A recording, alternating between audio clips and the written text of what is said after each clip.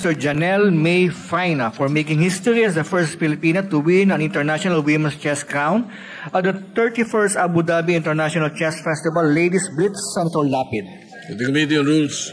Resolution 109, congratulating and commending Alexandria M. Ayala for honoring the country with its first Women's Tennis Association title via the Guadalajara 125 Open on September 7, 2025 at the Grandstand Caliente in Guadalajara, Mexico. Senator Zubiri. To the Committee on Rules. Resolution 111, congratulating and commending Alexandra Alex Ayala for being the first Filipino to win a WTA title after ruling the 2025 Guadalajara 125 Open, making another historical milestone for Philippine tennis. Senator Villanueva. To the Committee on Rules. 112, congratulating and commending Alexandra Alex Maniego Ayala for winning the 2025 Guadalajara 125 Open in Mexico and becoming the first Filipino to ever win a Women's Tennis Association title. Senator Estrada. To the Committee on Rules. Resolution 113, congratulating and commending Carlo Biado for his historic win as a two-time world pool champion. Senator Cayetano P. To the Committee on Rules. Resolution 114, congratulating and commending the Philippine Women's National Football Team, the Filipinas, for qualifying in the 2026 Asian Football Confederation Women's Asian Cup. Senator Cayetano P. To the Committee on Rules. Resolution 115, congratulating and commending Alexandra Alex Ayala for winning the Guadalajara 125 Open, her first Women's Tennis Association title. Senator Lapid. The Committee on Rules. Resolution 116, commending and congratulating the Manila Muay Thai team for winning 3 gold medals and 3 silver medals in a mixed martial arts tournament held in Sandakan, Malaysia. Senator Go. The Committee on Rules. Resolution 117, commending and congratulating Filipina tennis superstar Alex Ayala for winning her maiden victory in the Women's Tennis Association title at Guadalajara 125 Open. Senator Go. The Committee on Rules. 119, resolution directing the appropriate Senate committee to conduct an inquiry into the alleged inefficiencies in the enforcement and implementation of RA 11032, otherwise known as the Ease of Doing Business and Efficient Government Service Delivery Act of 2018. Senator Tulfo E. To the Committee on Trade. Resolution 120, congratulating and commending the Philippine National Paddle Team or Paddle Filipinas for emerging as champion of the 2025 Asia Pacific Paddle Cup held in Selangor, Malaysia from August 28 to 31, 2025. Senator Zubiri. To the Committee on Rules. Resolution 122, congratulating and commending Paddle Filipinas and national team athletes Joanna Tai Tang and Argil Lance Canizares for winning the championship title in the mixed professional category in the Asia Pacific Paddle Tour Open Kuala Lumpur 2025. Senator Cayetano P. Referred to the Committee on Rules. 123, congratulating and commending Paddle Filipinas and national team athlete Joanna Tao Tan for winning the championship title in the professional female category of the Asia Pacific Paddle Tour Open Bali 2025. Senator Cayetano P. Committee on Rules. Second additional reference of business. You may proceed. Message of the President of the Philippines. Letter of His Excellency President Ferdinand R. Marcos Jr. dated 6 September 2025. Informing Congress of his veto message regarding the enrolled Senate Bill number 1273, House Bill number 11461, an act providing equal access to public cemeteries for Muslim Filipinos, indigenous peoples, and other denominations, appropriating funds therefore and for other purposes. The latter's veto message states, while I respectfully acknowledge the plenary power of the Congress to establish laws that value the dignity of every human person, and recognize the rights of indigenous cultural communities in accordance with the Constitution, unfortunately, I find the subject measure to be inconsistent with the non-establishment clause of the same Constitution. In its minimal sense, the clause prohibits the state from passing laws which aid one religion and aid all religions or prefer one religion over another. Stated otherwise, it prescribes the state from enacting laws that directly supports institutional religion. Further, the provision of the bill that directs the concerned LGU to acquire real property to construct a public cemetery if the required apportionment is not sufficient, and it is realistic to assume that there will be insufficient apportionment in most public cemeteries, goes against the very grain of the provision of the Constitution which directs that, quote, no public money or property shall be appropriated, applied, paid, or employed, directly or indirectly, for the use, benefit, or support of any sect, church, denomination, sectarian institution, or system of religion. Hence, pursuant to Section 27, Paragraph 1, Article 6 of the 1987 Constitution, I am returning herewith without my signature the enrolled Senate number 1273, House number 11461. Referred to the Committee on Rules. Communication, letter from the Office of the Executive Secretary dated 5 September 2025, transmitting to the Senate the veto message of His Excellency President Ferdinand R. Marcos Jr., pursuant to Section 27, Paragraph 1, Article 6 of the 1987 Constitution on Enrolled House Bill Number 7500, an act establishing an aquaculture feed mill plant in Barangay Bahit, Municipality of Panay, Province of Capiz, and appropriating funds therefore. Refer to the Committee on Rules. Majority Leader. Mr. President, pursuant to Rule 10, Section 13 of the Rules of the Senate, I move to elect the following members to the Committee on Accountability of Public Officers and Investigations. For Vice Chairperson, Senator Erwin Tulfo. And the members for the majority, Senator Bam Aquino, Senator Gatchalian, Senator Lapid, Senator Pangilinan, Senator Raffy Tulfo, Senator Ligarda, Senator Pia Cayetano, Senator Mark Villar. So move, Mr. President. Any objection? Hearing none, enumerated names are hereby elected. Mr. President, pursuant to Rule 10, Section 13 of the Rules of the Senate, I move to elect the following members of the Committee on Government Corporations and Public Enterprises. Members for the majority, Senator Camille Villar, Senator Lito Lapid, Senator Win Gatchalian, and Senator Legal. So move, Mr. President. Any objection? Hearing none, enumerated names are hereby elected.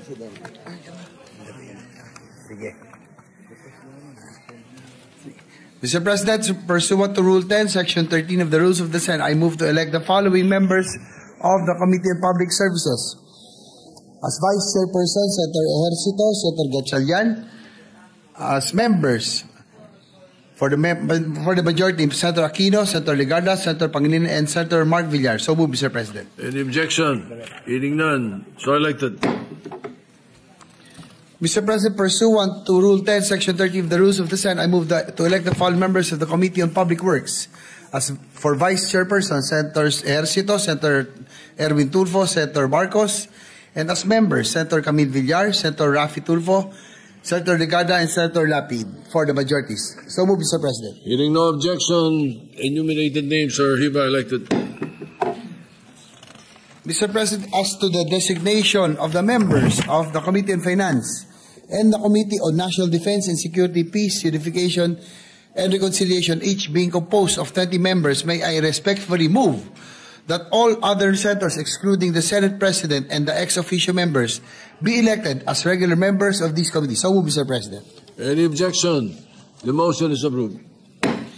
Mr. President, upon the instruction of the Chairperson of the Committee on National Defense and Security, Peace, Unification, and Reconciliation, I manifest the designation of the following Vice Chairpersons: Senator Lacson, Senator De La Rosa, Senator Go, and Senator Estrada. Any objection? Hearing none, so approved.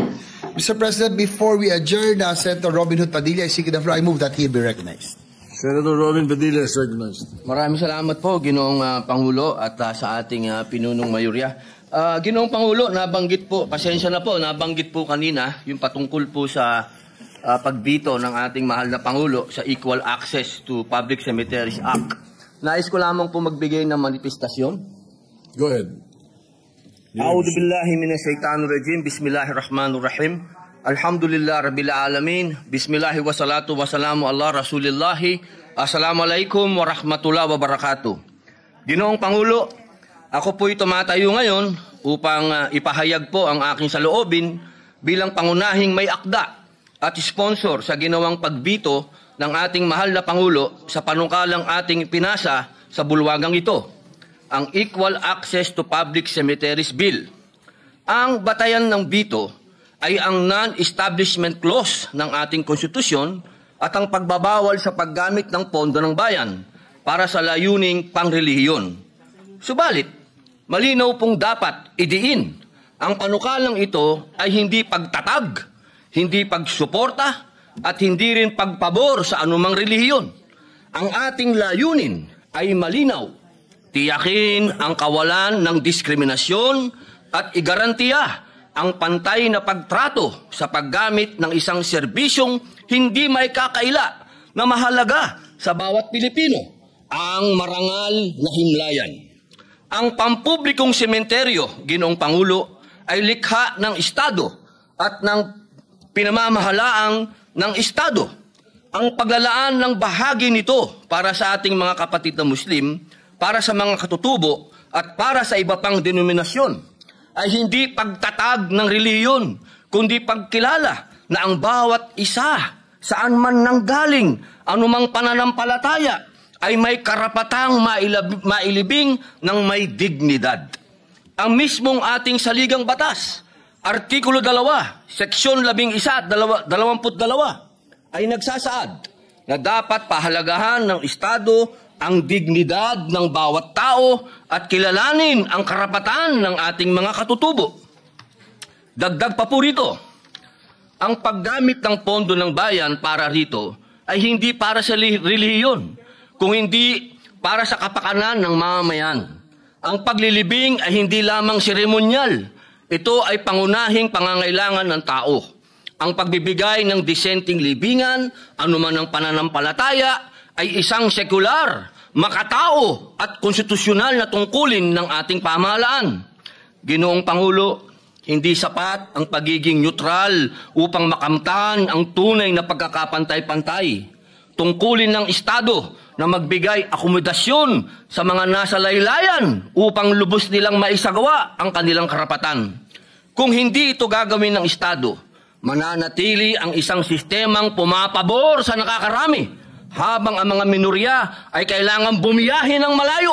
Madalas ay lampas pa sa lalawigan o rehiyon para lamang mailibing ng marangal ang kanilang mahal sa buhay. Mga kasama, malinaw po, ang ating panukala ay hindi pagtataguyod ng relihiyon, kundi pagtataguyod ng katarungan at pagkakapantay-pantay. Bagamat iginagalang ko ang kapangyarihan ng mahal na Pangulo na magbito, naninindigan akong tungkulin ng Kongreso na ipaglaban ang adhikain ng ating mga kababayang matagal nang nakararanas ng kakulangan at kawalang katarungan. Umaasa po ako na muling mapag-usapan, maipasa at maisabatas ang panukalang ito. Isang panukalang makatao, makatarungan at higit sa lahat, tunay na konstitusyonal. Maraming salamat po, Ginoong Pangulo. Majority Leader. Mr. President, Senator Bamakini is likewise seeking the floor. I move that he be recognized. Senator Bamakino is recognized. Maraming salamat, Mr. President. Would the gentleman from Camarines Norte yield to a few questions? Opo. Isa pong karangalan ng makakuha po ng pagtatanong sa ating ginagalang na senador. Mr. President, nung ito po'y napasa, wala pa po ako dito. Baka maaari niyo pong ma-explain muli, no? Ano po ba ang maibibigay sana ng Equal Access in Cemeteries Act, Mr. President? Opo, ito po kasi ay matagal na po itong issue na sa ating pong public cemetery, hindi po nagkakaroon ng pagkakahiwalay-hiwalay. Ang gusto po natin, hindi naman po espesyal ang aming hinihingi. Ang aming pong hinihingi, katulad po ng ginawa ni Mayor Isko Moreno sa Maynila, ay binigyan po niya ng lugar kung saan po yung mga Muslim na pwedeng ilibing. Hindi po kailangan kaming gawan ng sarili. Hindi po. Doon lang po sa public cemetery, bibigyan lang po nila ng lugar, isang espasyo para po sa mga Muslim. Katulad din po, diyan din po sa, ginawa din po diyan sa, dito po sa North Cemetery po, meron din po doon, para naman din sa mga Hudyo. Meron din po sila doon, sarili. Yun lang naman po yung hinihingi namin, na sana sa mga Muslim, sa mga katutubo, kasi po meron, bawat religion po, o bawat paniniwala, maging pagano man po yan, meron pong paraan ng paglilibing. Ang hinihingi po namin, magkaroon ng pantay. Pantay lang po. Kasi ang hirap po naman na tayo po magkakasama dito sa bansang ito at lagi natin sinasabi na meron inclusive tayo, inclusive. Paano po magiging inclusive kung ang ating po mga kapatid na Muslim at ating mga katutubo ay hindi po binibigyan ng pagkakataon na magkaroon ng sariling espasyo? Mr. President, so sa mga ilang syudad at munisipyo, meron naman pong tamang implementation ng Equal Access to Cemeteries Act. Meron po, no? Meron pong mga, ang kailangan po natin ngayon kasi, Ginoong Pangulo, batas po para yung pong mga katulad po namin, meron pong mga lugar, katulad po sa Maynila, sa Lawag. Sa Lawag din po, meron din po silang ginawa. Sa Lawag po mismo. Mr. President, meron naman pong best practice Opo, sa iba't ibang opo. mga lugar. Hindi naman ho ito kakaiba. No? Opo, hindi po to bago. Tama po ba, Mr. President, sa mga lugar na yan, may binibigay na espasyo para sa mga kapatid na Muslim? Siguro po, base na rin sa dami ng mga posibleng mamatay. No? Paano po ba yan na ibabahagi? May porsyento po ba yan? O basta may espasyo po ang kapatid nating Muslim? Maganda po sana, kasi po ngayon, Ginoong Pangulo, mapapansin niyo po, basta bawat palengke sa lahat ng sulok po ng Pilipinas, makikita niyo po, nandyan ang mga Maranao. Opo, hindi na po yan kakaiba sa atin. Basta po may palengke, may Maranao po dyan. Kaya po hinihingi natin, halimbawa po, sa bawat lugar po sana, mabibigyan lang po sila ng, kasi meron naman po yan census eh. Alam naman nila kung ilan yung nandoon na Muslim, mabigyan lang po ng espasyo. Yun lang naman po. Kumbaga po, Mr. President, depende sa lugar. Kung 10% ang kapatid na Muslim doon, sana sa public cemetery, may 10% rin doon nakalaan para sa kapatid na Muslim. Inshallah, opo, ganun po, Ginoong Pangulo. Opo. Mr. President, parang di naman po yan masyadong mahirap, no? Maaari niyo po bang maulit? Bakit po ito na-veto ng Presidente? Meron daw po kasi sa konstitusyon na hindi daw po pwede magpondo ang ating Estado sa mga, alam niyo po, yung pa sa religion. Ganyan po. Pinapaliwanag nga po natin na hindi po ito para sa isang religion lang. Ito po ay para po sa mga tinatawag po natin nasa laylayan na wala pong capability. Na kanila po, ang sabi po kasi dyan, hayaan na lang, kawawa naman nga yung ating mga kababayan na Muslim, pero ganun talaga, ibabiyahe na lang magmula. Kung ikaw ay taga Maynila, ibabiyahe mo pa, isasakay mo ng eroplano, makauwi ng Lanao o makauwi po ng Sulu, ay napakalaking gastos po noon, Ginoong Pangulo. Opo. Ang hinihingi lang po natin ay maliit pong espasyo. Opo, Mr. President, I agree with the gentleman from Camarines Norte. At ipapalala ko lang po, meron tayong mga batas sa Muslim holiday, Catholic holiday, no? So hindi naman po bago na magkaroon ng mga batas na may tinutukoy o may pinapaborang relihiyon sa ating bansa. At sa ating mismong Constitution, meron pong reference to the Almighty. No? So meaning sa Constitution po natin, meron din namang pagpapahalaga sa mga relihiyon at pagpapahalaga sa Diyos na may kapal. No? So hindi naman ho ito kakaiba. Mr. President, panghuling tanong, ito pong equal access ay para lang po ba sa mga kapatid na Muslim or para rin sa iba't ibang klaseng relihiyon po siya? Opo, malinaw po doon sa ating Ginoong Pangulo. Ang nilagay po natin doon, equal access po ito sa Muslim, sa mga katutubo po. Kasi meron din po silang paraan ng paglilibing at doon din po sa ibang denominasyon, sa ibang religion po. Maraming salamat, Mr. President. At kung susubok po kayo mag-refile, we will support, Mr. President. Maraming salamat po. Thank you. Senator Risa Ontiveros is recognized.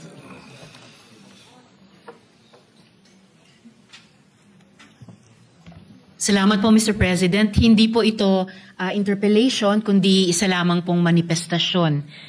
Mr. President, we respectfully manifest our support para sa Chair sa gitna ng veto sa kanilang bill.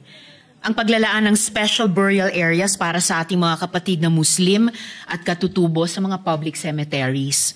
Hindi po ito labag sa Equal Protection Clause. Sa halip, pinagpatibay nito ang tunay na pagkakapantay-pantay. Kasi kinikilala ang unique religious requirements nila, gaya ng mabilis na pagpapalibing at tamang direksyon ng libingan na hindi natutugunan kung purely common burial ground lamang. Para po sa akin, di rin ito lumalabag sa non-establishment clause. Ang bawal sa saligang batas ay ang pagtatag o pagtatangi sa isang relihiyon. Ang hakbang na ito ay actually paraan para alisin ang hadlang sa free exercise of religion. Hindi po pinopromote ng gobyerno ang Islam. Ang ginagawa lang ay pagbibigay daan sa karapatan ng bawat Pilipino na isabuhay ang kanyang pananampalataya. Gaya rin ng pagpayag ng prayer rooms o special diets sa government facilities. Sa ganitong paraan, ang paglalaan ng special places sa sementeryo para sa mga Muslim o katutubo ay tunay na pagsasabuhay sa mga prinsipyo ng free exercise, equal protection at non-establishment sa ating konstitusyon. Salamat po, Mr. President, at salamat po, Good Chairman. Majority Leader. Thank you, Mr. President. Likewise, this representation supports Senator Robin Hood Padilla sa kanya po pakipaglaban para sa karapatan at tradisyon at kultura na ating mga kapatid na Muslim. With that, Mr. President, I move that we adjourn the session until 3 o'clock in the afternoon. Before your motion, Majority Leader, it would be best, considering the opinion of Senator Robin Padilla, Senator Tiveros, Senator Bamakino, it will be best that it be referred to the Committee on Rules, because the Committee on Rules was declared as to look into, or was the veto message was sent to the Committee on Rules, I should say, and I'm sorry. And therefore, there is a possibility that the Committee on Rules can look into that, and perhaps a motion by the members of the Committee on Rules to take action on the privileged speech or opinions by the others. Yes, Mr. President, with that, I move that we refer the privileged speech of Senator Robin Hood Padilla and the manifestation of Senator Bamakino and Senator Risa Ontiveros to the Committee on Rules. I so move, Mr. President. Any objection? Hearing none. Measure is approved. With that, Mr. President, I move that we adjourn the session until 3 o'clock in the afternoon of Tuesday, September 16, 2025. Any objection? There being none, the session is adjourned until 3 o'clock in the afternoon of Tuesday, September 16, 2025.